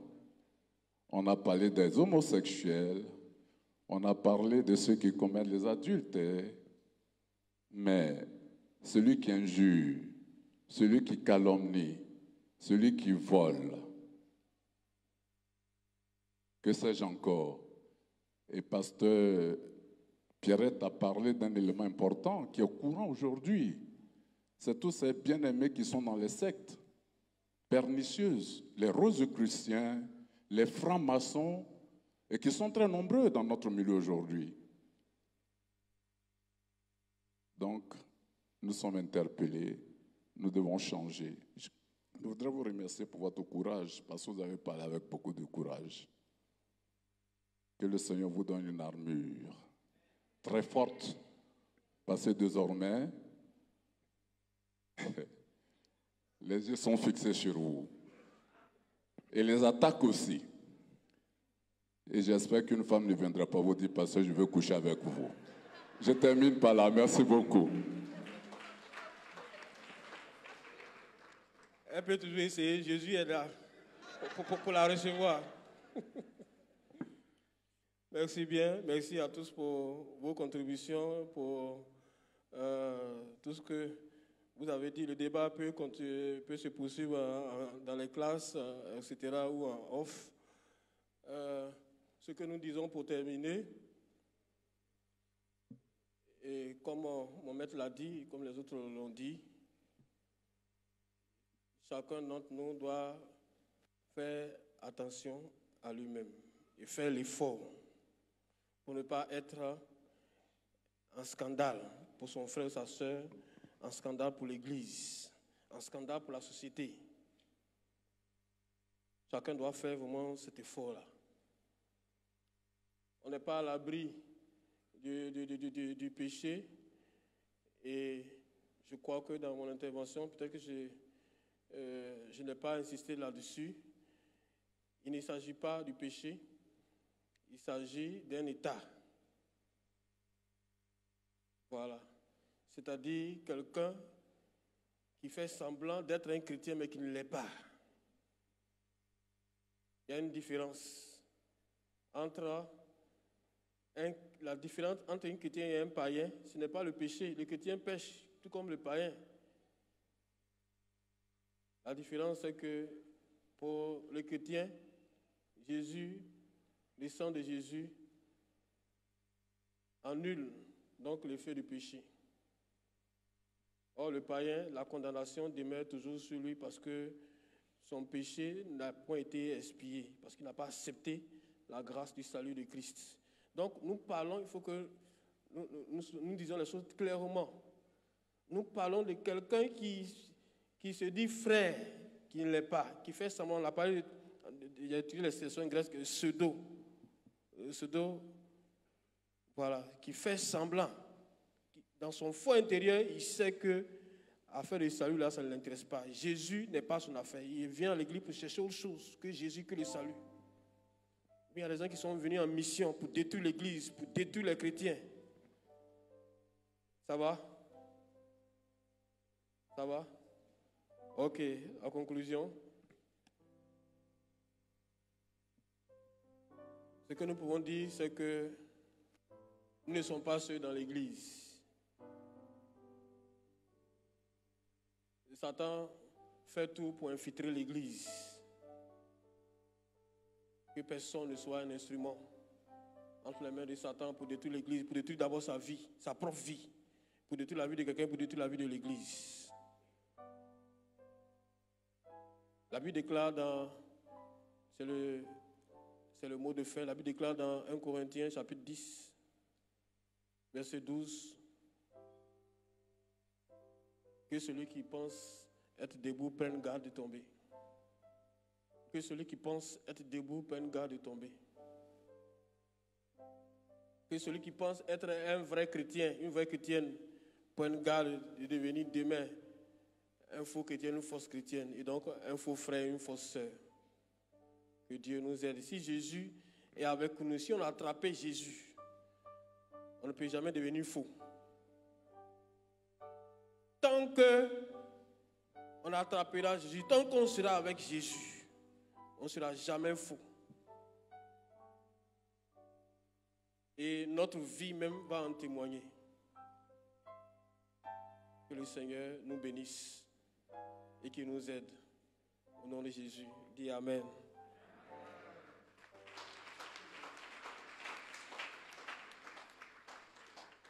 On peut se tenir debout, vous êtes assis, vous êtes fatigué. C'est moi qui dois m'asseoir.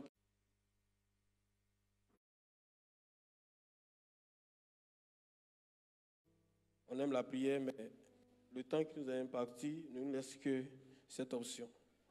3 prières. La première prière, le premier lieu de prière, tu vas prier le Seigneur pour toi-même, pour ne pas Alexandre, comme Méné, comme Philip et comme bien d'autres ont fait naufrage dans la foi. Ils sont devenus de faux frères. Ils ont apostasié, ils ont régné Christ. Ils ont commencé à blasphémer.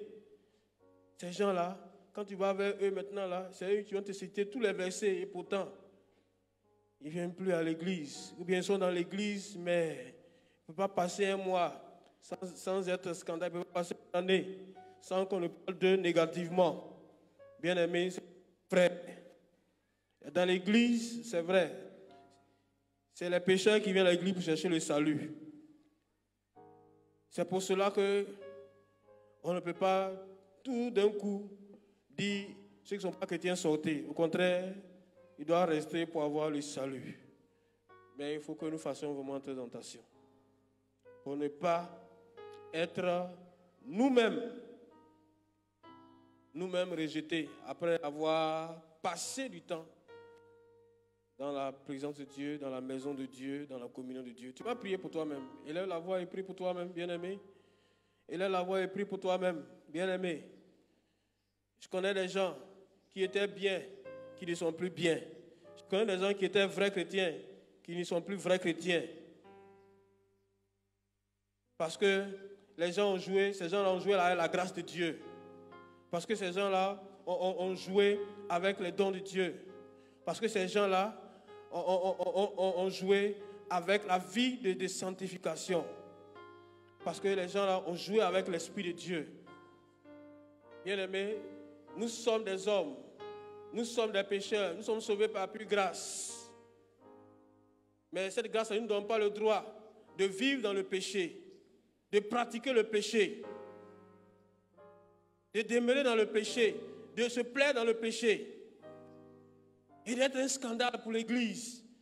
Et d'être un scandale pour Christ. Pour qu'on dise, oui, lui, il dit les chrétiens, puis regarde ce qu'il fait, regarde la vie qu'il mène, regarde là où il s'en va, regarde ses pratiques. Ça, c'est un blasphème pour le nom de Jésus. Tu vas prier le Seigneur pour que Dieu te préserve de cela. On a dit que celui qui pense être debout peut garde de tomber. Bien-aimé, prie le Seigneur pour ne pas déchoir. Prie le Seigneur pour ne pas être dans le lot de ceux qui ont vomi Jésus et que Jésus, conséquemment, les a vomis. Confie-toi à Dieu, bien-aimé. Et dans cette perspective, il ne faut pas avoir peur. Je l'ai dit, tant que tu seras avec Christ, Christ sera avec toi. Tant que tu seras avec Jésus, Jésus sera avec toi. Il ne peut pas te laisser, il ne peut pas t'abandonner. C'est toi qui peux le laisser, c'est toi qui peux l'abandonner. Sinon, lui n'est pas prêt pour te laisser ou t'abandonner. Prie le Seigneur pour que, demande à Dieu de t'aider à t'attacher à lui, quelles que soient les circonstances. Prie le Seigneur de te garder de la séduction de la chrétienté, de la séduction de ce monde, de la séduction satanique et démoniaque. Ceux qui ont fait naufrage dans la foi, ils ont été séduits. Ils ont été séduits, ils ont été trompés. Ils ont été trompés.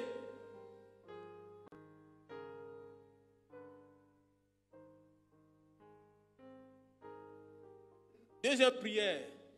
Deuxième prière, tu es exaucé au nom de Jésus. Amen. Deuxième prière. Tu vas prier pour ne pas que tu sois victime des séducteurs. Tu sois victime des faux frères, des fausses sœurs. Parce que je l'ai dit, leur but, c'est de te faire tomber. Leur but, c'est de te nuire. Leur but, c'est de te détruire. Tu vas prier le Seigneur pour que le Seigneur te garde d'eux. Pour que tu te gardes aussi d'eux. Prie le Seigneur. Demande à Dieu. Demande de t'aider à ouvrir tes yeux, à avoir le discernement, à comprendre par les signes. Parce qu'un faux frère, une fausse sœur, quelqu'un qui est venu pour te détruire, il y a les signes. Je l'ai dit, par sa parole, par sa vie, par ses œuvres. Un jour, ça va le tromper. Un jour, ça va le trahir. Un jour, il va lâcher quelque chose qui va te permettre de réfléchir. Mais que ce jour ne soit pas tard pour toi. Que ce jour-là ne soit pas tard pour toi. C'est pourquoi demande à Dieu de te parler. Si Dieu t'a parlé, il ne faut pas endurcir ton cœur. Si Dieu a dit, éloigne-toi de lui, éloigne-toi de lui. Pour ton salut. Comme Lot et sa famille ont fui Sodome et Gomorrhe pour leur salut. Il y a des situations où il faut fuir. Il y a des situations où il faut s'éloigner, bien aimé. Ce n'est pas affaire de je suis chrétien, j'ai la foi. Ce n'est pas affaire de je suis sage ou intelligent. Ce n'est pas affaire de je suis pasteur ou bien je suis un responsable spirituel. Ce n'est pas affaire de je suis prédicateur ou je suis conducteur. C'est une affaire de fuir pour sauver sa vie, pour préserver son salut. Tu es exaucé au nom de Jésus. Amen. Troisième sujet de prière. Il faut prier pour l'Église. Il faut prier pour l'Église. Comme on l'a dit tout à l'heure, comme mon maître l'a dit tout à l'heure, nous devons prier pour l'Église. Il faut prier pour l'Église. Pour que ces scandales-là, même si ces scandales-là doivent arriver, parce que Jésus-Christ l'a dit dans Matthieu 24, ces scandales-là doivent arriver. Il ne faut pas que ça arrive dans cette église-là. Il ne faut pas que ça t'arrive à toi. Il ne faut pas que ça éclabousse l'église. Il ne faut pas que ça dessève l'église. Prions pour l'église. Demandons à Dieu d'amener nos responsables de courage.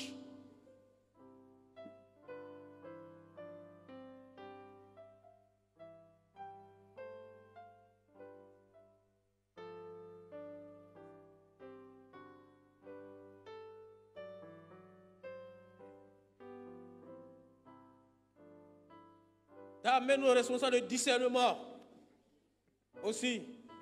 Et d'amener les cœurs de tous d'amour. Parce que l'amour triomphe de tout. Même des faux frères et des fausses sœurs.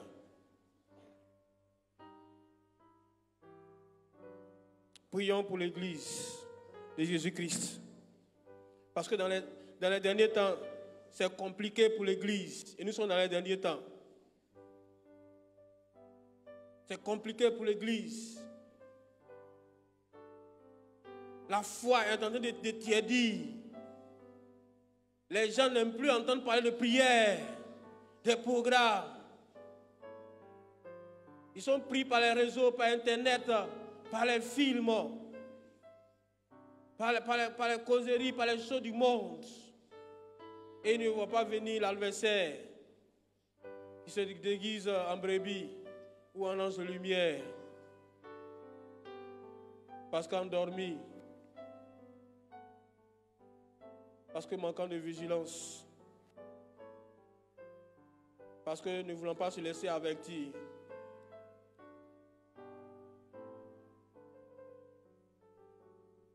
Merci Seigneur. Nous sommes exaucés au nom de Jésus. Amen. Tu vas lever la main, tu vas lever les deux mains comme moi, le ciel, et nous allons prier le Seigneur. Seigneur, voici nos mains qui sont levées vers toi. Seigneur, en guide d'abandon entre tes mains. Nous savons, Seigneur, que nous sommes faibles. Nous savons que sans toi, nous serons rapidement la proie de l'ennemi. Seigneur, ces mains levées vers toi pour que tu nous tiennes fermement par la main, que tu ne nous lâches plus. Que tu nous entraînes, Seigneur, sur le chemin du salut, par la connaissance et par l'obéissance. Et même s'il le faut, que tu nous traînes, Seigneur, que tu nous traînes pour notre propre bien, que tu nous corriges pour notre propre bien. Mais ne nous abandonne pas. Corrige-nous si c'est nécessaire. Car un enfant est corrigé par ses parents lorsqu'il déconne pour son bien, même si ça fait mal. Seigneur, la correction est une bonne chose, surtout lorsqu'elle vient de toi. Aide-nous donc, Seigneur Dieu des armées, à marcher, Seigneur, comme tu le veux. Seigneur, ne nous laisse pas. Satan n'est pas loin. Et même, il est infiltré. Parce que, toi-même tu l'as dit, il a sémé, Seigneur, la division, la zizanie, dans ton champ de blé, pour diviser ton église, pour scandaliser ton église. Il a sémé ses enfants. Il a envoyé ses enfants en mission. Seigneur, nous n'avons pas toujours l'opportunité de les voir, nous n'avons pas besoin de les voir. Mais toi, tu les vois, tu les connais. Nous te les confions, Seigneur. Il faut t'occuper d'eux. Et occupe-toi, Seigneur, de notre foi et de notre salut. Et que nous marchions, Seigneur Dieu des armées, effectivement, comme des brebis au milieu des loups, même des lions, enragés et affamés. Et que nous soyons victorieux. Et que nous soyons préservés. Seigneur, bénis-nous. Seigneur, bénis ton Église. Seigneur, accorde-nous la grâce de tenir ferme jusqu'au bout, jusqu'à ce que tu viennes, jusqu'à ce que tu nous prennes avec toi. Accorde-nous cette grâce au nom de Christ Jésus, qui est avec nous tous les jours jusqu'à la fin. Amen. Tu peux dire Amen. Merci, Dieu te bénisse.